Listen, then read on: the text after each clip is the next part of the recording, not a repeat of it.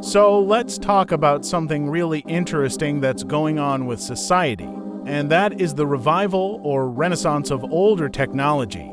I made a video about how the abundance of digital and screen-based technology is making people crave more of a tactile experience with technology, and more of a tactile experience with anything really. And this tactile experience is being sold at a more expensive price tag with some companies, just as I mentioned in that video. But this tactile experience is turning into something bigger for our future society. I have also recently made videos talking about how there's basically too much technological involvement in people's lives. And artificial intelligence seems to be the tipping point for big tech integration. We humans, yes, I am a human too, need a human-like experience with our lives. God created us with limbs for a reason, and they are to perform tasks and interact with the real world and nature or some form of it.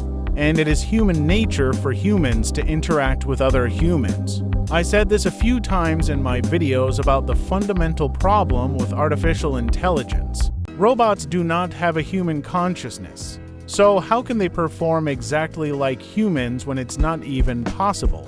This will be one of the main problems that will cause AI to fail indefinitely and actually cause a pushback and then a revolution that involves fighting against AI and big tech. The other big problem, as I already mentioned in the start of this video, is the lack of physical interaction with technology.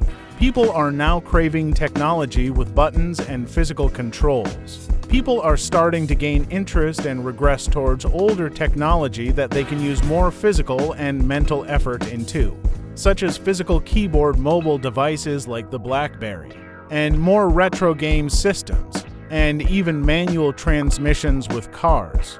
There have been more protests and fighting back in cities that wanted to build expensive and heavily energy-dependent data centers nearby. And these cities are listening and dropped their plans on building these data centers, plus they're too expensive and complicated to build anyways.